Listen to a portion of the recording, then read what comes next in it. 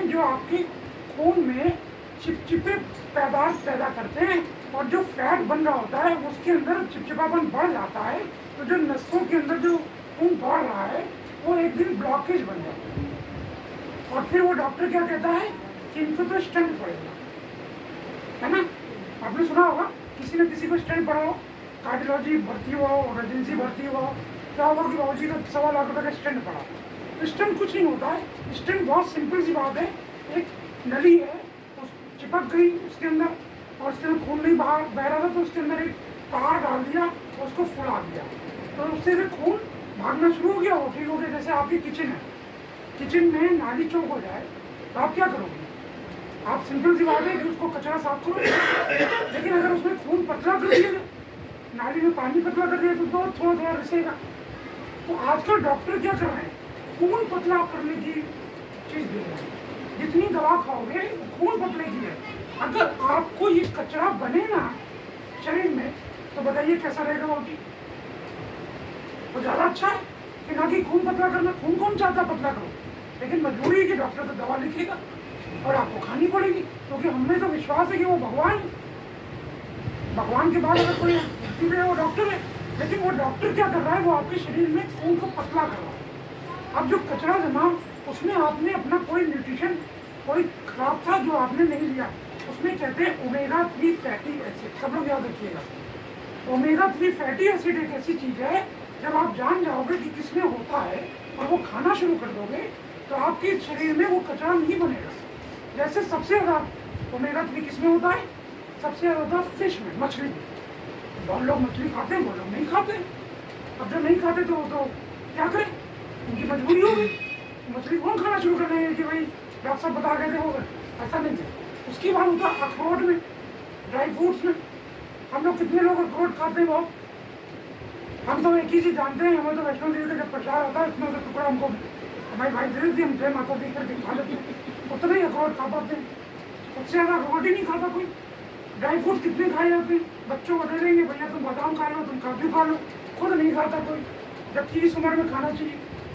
और सबसे अच्छा सोर्स जिसको कहते हैं अलसी, ओमेगा 3 फैटी एसिड अलसी में मिलता है।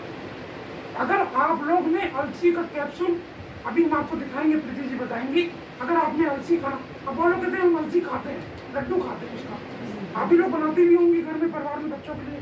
लेकिन एक शरीर का वजन होता है, वजन होता है मानो 60 किलो का। तो किसी को पता है कि 60 किलो के हिसाब से हमको कितनी अलसी खानी है?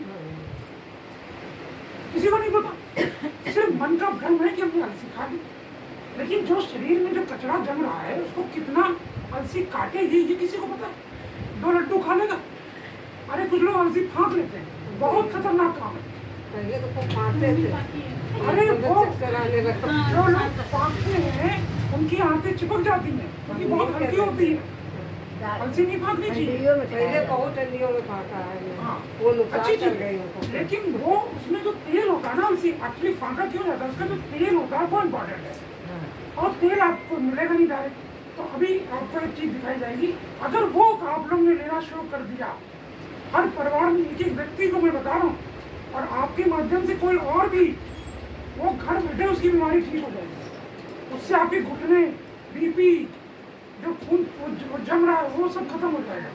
उसके अलावा आज हमारा जो कानपुर शहर है बहुत ही प्रदूषित है कि मतलब शुद्ध है कि प्रदूषित है? प्रदूषित है। वो भी आप बाजू में बैठी है, भगवान की दुआ से इधर तो गंगा जी है लेकिन पीछे टेंडरी है, और टेंडरी में क्या होता है बताइए आप लोग? चमड़े का धुआं।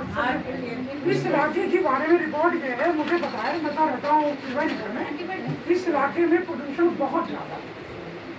आप लोग को बहुत से ऐसे परिवार मिलेंगे जहाँ पर अस्थमेटिक पेशेंट होंगे, सांस की बीमारी होगी, टीबी भी हो सकती है ना। तो जिनको ये बीमारी है वो क्या करें? अब आप क्या करोगे?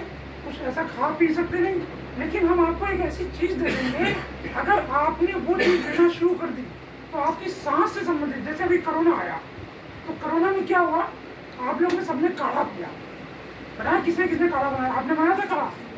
है कितने समय पीते थे? सुबह शाम है ना, सब लोग एक बार शाम को, हाँ चलो शाम के पीते थे, हल्दी लोग पीते थे, क्यों पीते थे?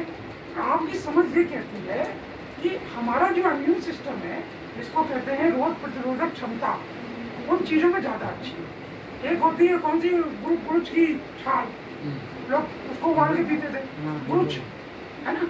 तो यानी कि आपको ये तो पता है, लेकिन वो जो इम्यून सिस्टम है वो किसके ऊपर है, उसमें विटामिन कौन सा है?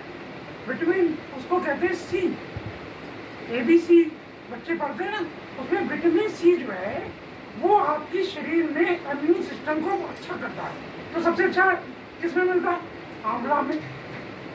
लोग आंवला की चटनी, आंवला का मुरब्बा, जाने क्या क्या खाते हैं, लेकिन अभी आपको एक ऐसा सोल्यूशन मिल जाएगा कि सब 50 झंझटों से खत्म, बहुत आसान। यानी कि आपकी हमने पहले तो भोजन में अलसी, और सबसे बड़ी बात हो तो मैं भूली गया आपको बताना, आपके किचन में हो रहा कौन सा उपयोग? फॉर्च्यून रिफाइंड कौन कौन खाता है बताइए, हाथ उठाइए। मस्टर्ड, चलिए कड़वा तेल खाते हैं, देखिए कि आपके यहाँ रिफाइंड, आपके यहाँ कड़वा तेल, लेकिन कड़वा तेल खाते हैं मगर रिफाइंड भी खाते हैं। हाँ, अरे